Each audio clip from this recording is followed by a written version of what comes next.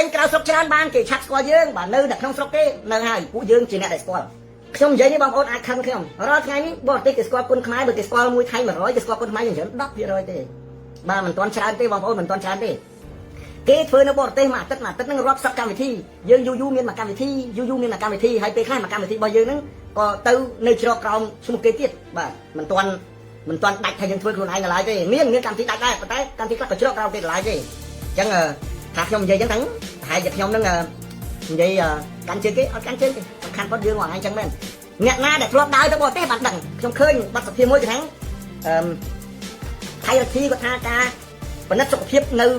អាមេរិកពិបាកទៅស្រុកណាក៏ដោយចេញទៅពិនិត្យពីខ្មែរការពិនិត្យសុខភាពគេពិបាកទាំងអស់អញ្ចឹងមកថាឲ្យដើរសិនហើយបើអត់ដើរទេមិនដឹងថាសុខគេមិនបើអត់ដើរហ្នឹងយើងអត់នាំគ្នាទៅយើងគិតទៅព្រែកភ្នៅ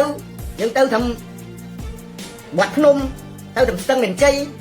ទៅអីហើយយើងថាយើងទៅដល់ណាដល់ណីអីយើងប្រយ័ត្នកន្លែងហ្នឹងបន្តិចតោះតែយើងជួយគ្នាហើយធ្វើចេញក្រៅស្រុកច្រើនបានគេឆាត់ស្គាល់យើងបាទនៅតែក្នុងស្រុកទេនៅហើយពួកយើងជាអ្នកដែលស្គាល់ចេញក្រៅស្រុកច្រើនទៅគេស្គាល់យើងបើនៅតែក្នុងស្រុកអញ្ចឹងមានតែយើងទេដែលស្គាល់ខ្លួនឯងនេះគឺជាពាក្យពេចន៍ដែលលើកឡើងពីសំណាក់បងប្រុសសំណប់សហស្ថាបនិក ISKA គុណខ្មែរបាទគាត់បានលើកឡើងខាងលើអញ្ចឹងបងប្អូនយើងបានស្ដាប់ហើយណោះគាត់ថាយើងត្រូវតែទទួលស្គាល់ក្នុងការចេញទៅប្រកួតក្រៅប្រទេសមានចាញ់និងមានឈ្នះជារឿងធម្មតា